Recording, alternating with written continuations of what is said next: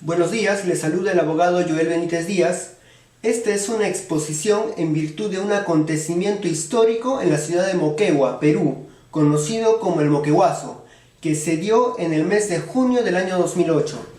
Vamos a aplicar en este caso el método de René Descartes en su libro Discurso del Método, que decía que el método es un camino, es un instrumento, es un mecanismo para llegar hacia el buen sentido. Y para esto tenemos que desglosar términos. Y esto lo vamos a hacer en la exposición del día de hoy. Vamos a empezar. ¿Qué es el canon minero? El canon minero es la participación de la cual gozan los gobiernos locales, es decir, municipales, provinciales y distritales, y los gobiernos regionales del total del ingreso y rentas obtenidos del Estado por la explotación económica de recursos económicos, ya sea metálicos o no metálicos.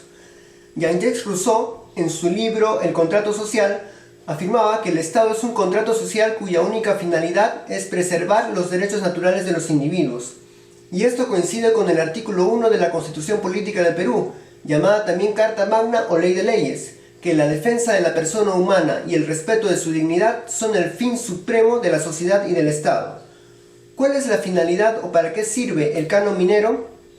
En el numeral modificado por el artículo 2 de la Ley 30.848, publicado el 20 de septiembre del año 2018, cuyo texto es el siguiente, cito el numeral 6.2, que dice textualmente: los recursos de que los gobiernos regionales y gobiernos locales reciban por concepto de canon minero serán utilizados para el financiamiento y cofinanciamiento de proyectos u obras de infraestructura de impacto regional y local respectivamente, a cuyo efecto se establecen las cuentas destinadas a estos fines. El numeral modificado por el artículo 4 de la Ley 28077, publicado el 26 de septiembre del 2013, cuyo texto es el siguiente, voy a citar el inciso 6.2.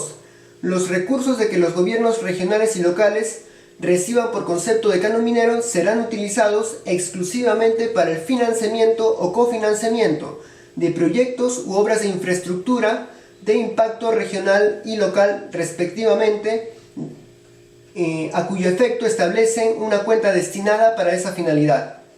Los gobiernos regionales entregarán un 20% del total recibido por el canon a las universidades públicas de la circunscripción, destinado exclusivamente a la inversión en investigación científica y tecnológica que potencien el desarrollo regional.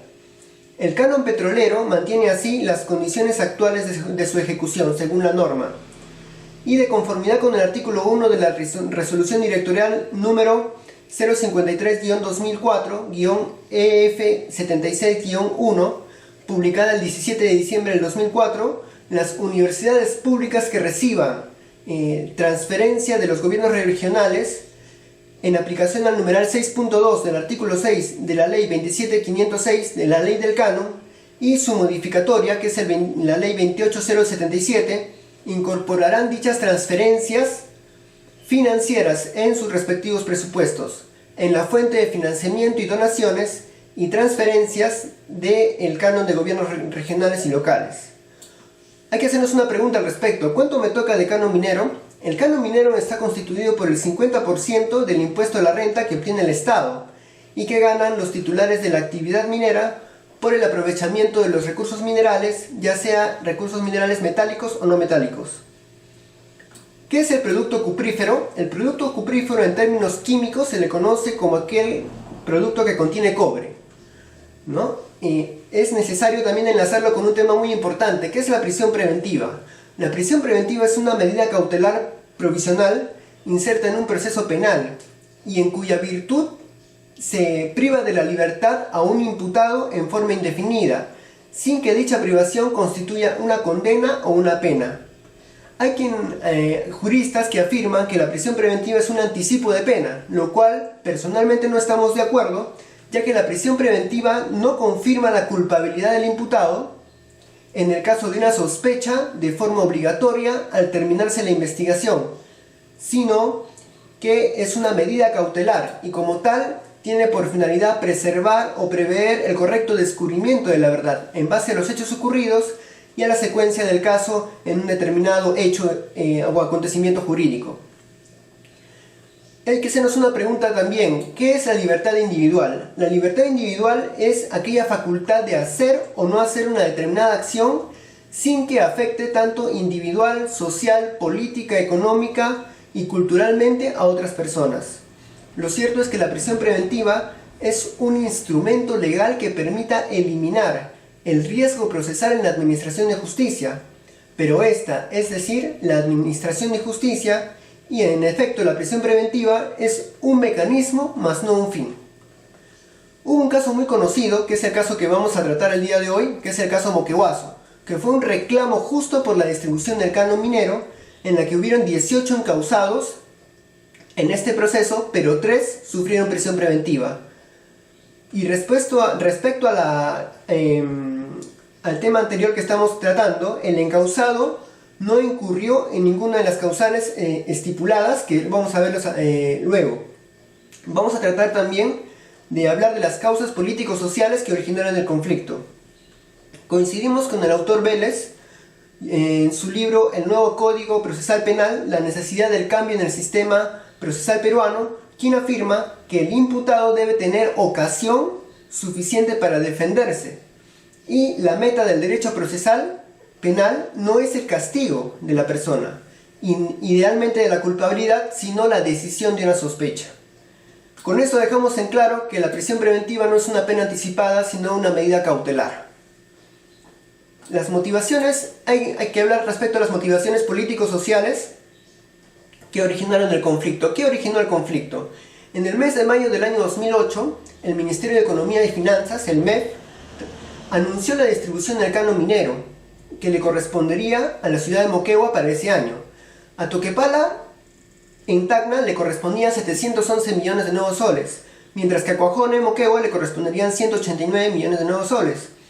Es decir, 298 millones de soles menos que el año anterior, ya que en el año 2007 recibieron 487 millones de nuevos soles.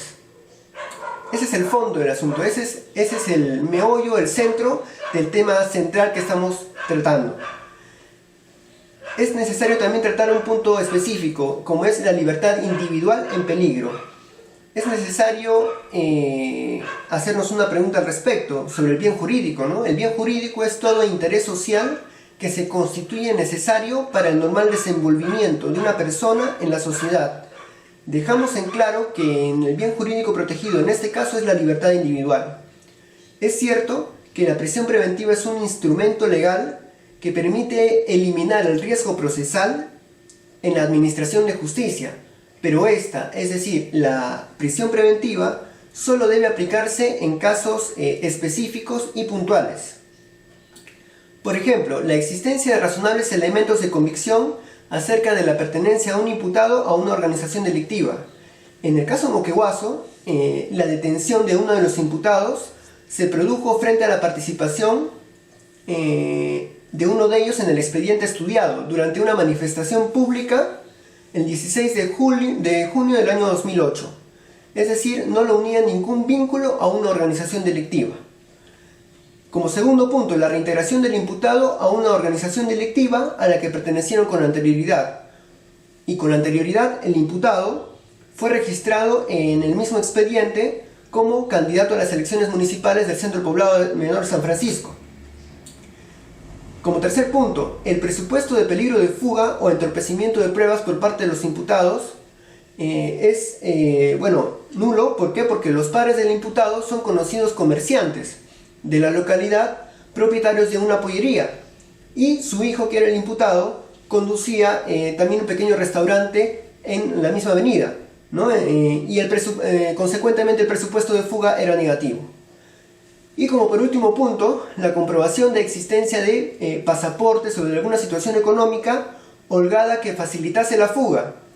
Conocido es que el imputado no contaba con ningún pasaporte y su situación no era una situación holgada o tenía una vida económica estable como para facilitar su fuga. Vamos a hablar sobre la presunción de inocencia. La presunción de inocencia es un tema que está contemplado o estipulado en la Constitución Política del Perú, llamada también Carta Magna o Ley de Leyes. El encausado no incurrió en ninguna de las causales que acabamos de sustentar de la prisión preventiva. Entonces, cabe hacernos una pregunta al respecto.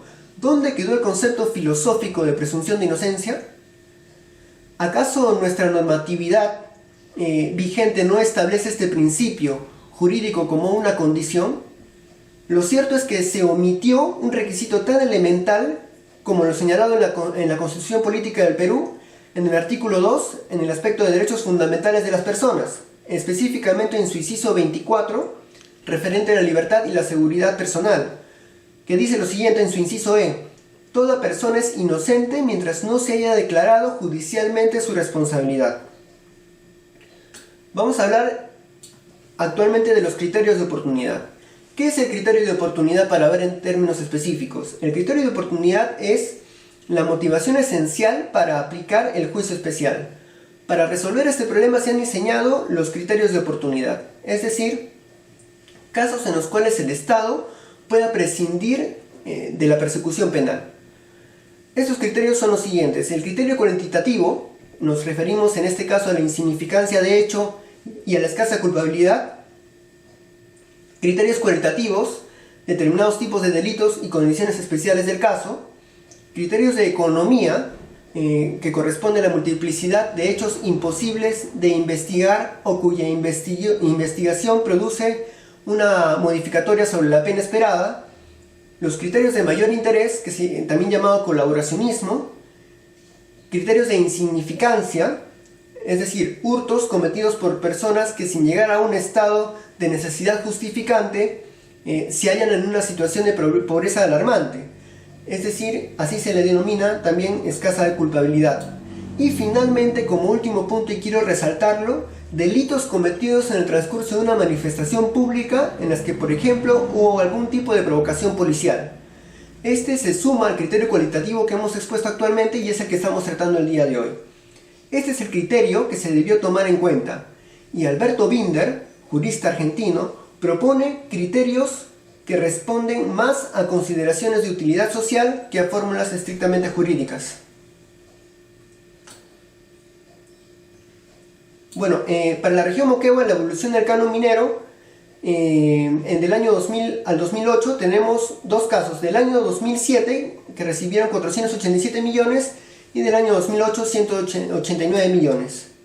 ¿No es cierto? Es la diferencia de un año con el año siguiente, y ese fue el meollo del asunto, ¿no? En lo que respecta al reclamo.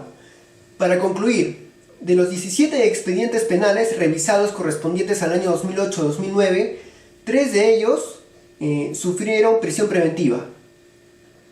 En total fueron 18 encausados, pero en la tesis que hemos analizado, uno de los 3 casos, ¿no? Y en el cual la falta de profundización de la filosofía del derecho tuvo como consecuencia la pérdida de la libertad individual, y mediante resolución del 29 de mayo del 2009 se dispone el sobreseimiento y archivamiento definitivo de la causa, debido a que no existen elementos de convicción que respalden y sustenten presupuestos fácticos esgrimidos al momento de la formalización de la investigación preparatoria. Esto coincide a que la libertad individual no solamente es un derecho contemplado en la Constitución, en el Código Procesal Penal, sino también en la Constitución Política del Perú, llamado también Carta Magna o Ley de Leyes. Eso sería todo en cuanto a mi exposición. Muchísimas gracias y saludos desde Moquegua, Perú.